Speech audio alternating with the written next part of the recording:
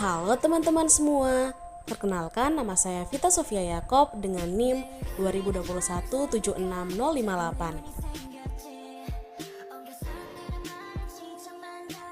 Ada 5 materi yang akan kita bahas dalam video kali ini. Kita akan langsung masuk pada materi yang pertama. Let's go! Sejarah perkembangan biologi sel. Robert Hooke merupakan seorang pengamat yang melakukan pengamatan pada sayatan gabus dengan menggunakan kaca pembesar mikroskop. Dari pengamatannya, Hooke melihat bahwa terdapat ruangan kecil yang menyusun gabus. Kemudian, ruangan kecil tersebut ia beri nama sel. Beberapa tahun kemudian, tepatnya di tahun 1839, seorang ahli fisiologi asal Jerman yaitu Theodor Schwann menyatakan bahwa semua organisme tersusun oleh sel. Dari hasil penelitian tadi, timbullah pertanyaan, dari manakah asal sel itu? Rudolf Virchow mengungkapkan bahwa sel-sel tersebut berasal dari sel yang sebelumnya sudah ada. Teori ini disebut sel berasal dari sel.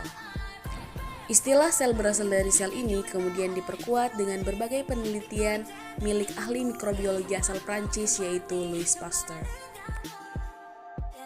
Untuk materi kedua, kita akan membahas mengenai sel prokariotik dan sel eukariotik. Sel adalah unit kehidupan terkecil organisme. Semua sel memiliki 3 kesamaan, tidak peduli apapun jenis selnya. Semua sel memiliki membran sel yang memisahkan bagian dalam sel dari lingkungannya, memiliki sitoplasma yang merupakan cairan seperti jelly, dan DNA yang merupakan materi genetik. Ada 2 kategori besar sel. Kategori pertama adalah sel eukariotik. Sel eukariotik memiliki organel yang meliputi inti sel dan bagian-bagian khusus lainnya. Sel eukariotik adalah sel yang lebih kompleks, seperti yang ditemukan pada tumbuhan dan hewan. Kategori kedua adalah sel prokariotik. Sel prokariotik tidak memiliki nukleus atau organel tertentu. Sel prokariotik memiliki materi genetik tapi tidak terkandung dalam inti sel. Sel prokariotik tersusun atas satu sel atau uniseluler seperti bakteri.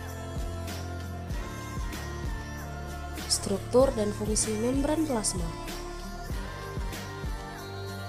Semua sel dikelilingi oleh membran yang memisahkan mereka dari lingkungannya, seperti kulit manusia yang menutupi seluruh tubuh mereka. Membran ini disebut membran plasma dan bertindak sebagai penghalang yang mengatur apa yang masuk dan keluar dari sel. Karena membran memungkinkan beberapa hal masuk, tapi yang lain tidak. Bisa kita sebut dengan semi-permeabel atau selektif permeabel. Jika kita lihat lebih dekat, membran itu terbuat dari beberapa bagian molekul. Sebagian besar membran terbuat dari molekul yang disebut fosfolipid. Fosfolipid memiliki kepala yang terbuat dari fosfat dan 2 ekor yang terbuat dari asam lemak. Kepala yang bersifat hidrofilik yang berarti suka dengan air, dan ekornya bersifat hidrofobik yang berarti mereka takut pada air.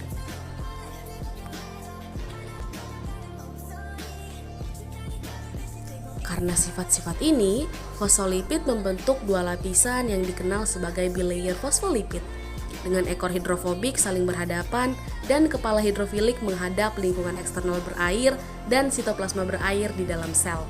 Sehingga penyuka air berada di sebelah air dan yang takut air dapat bersembunyi darinya. Fosfolipid bilayer adalah komponen utama membran. Sebagian besar bertanggung jawab untuk membuat membran semi-permeabel. Pada dasarnya, yang lebih kecil dan lebih sedikit muatannya akan lebih mudah untuk melewati fosfolipid bilayer, dan yang muatannya lebih besar memiliki waktu yang cukup lambat untuk melewati fosfolipid bilayer. Komponen kedua dari membran adalah kolesterol. Meskipun sering dianggap sebagai hal buruk, sebenarnya kolesterol adalah bagian yang sangat penting dari membran. Kolesterol membantu menstabilkan membran dan membuatnya lebih baik dalam mengendalikan apa yang bisa melewatinya. Protein adalah bagian penting lain dari membran. Mereka melakukan banyak fungsi, tetapi salah satu yang paling penting adalah mengangkut material melintasi membran. terutama jika ada yang mengalami kesulitan saat melewati fosfolipid bilayer. Komponen keempat adalah karbohidrat dan sering terlibat dalam identifikasi sel. Golongan darah misalnya adalah hasil dari membran karbohidrat yang melekat pada protein.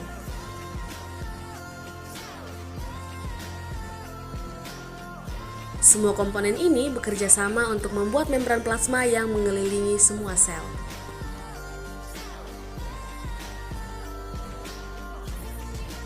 Kompartemen intrasel dan sorting protein.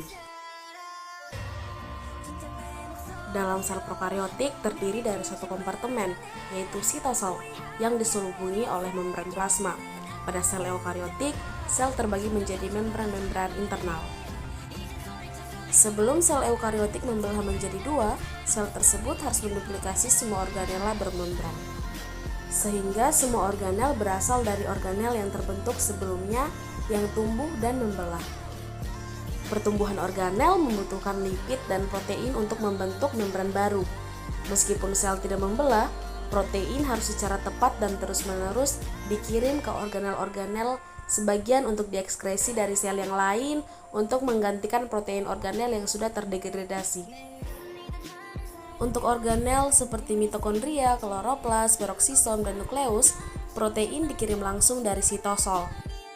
Sedangkan untuk organel lainnya, protein dan lipid dikirim secara tidak langsung melalui retikulum endoplasma.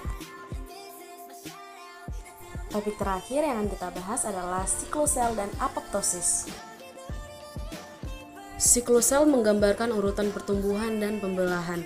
Sel-sel menghabiskan sebagian besar hidupnya dalam keadaan yang disebut interfase.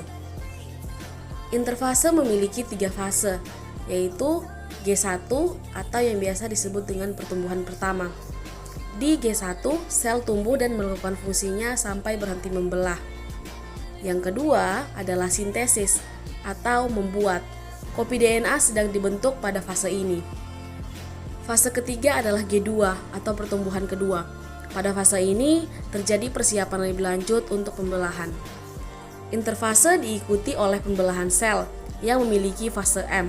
Pada fase M terjadi pembelahan.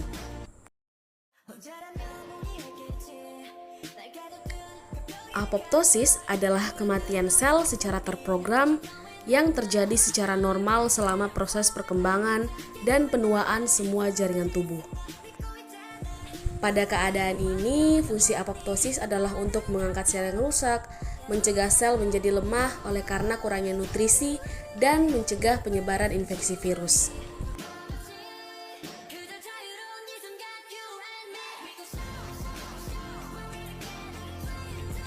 Sekian pembahasan dari saya, terima kasih sudah menonton video ini. Sampai jumpa lagi.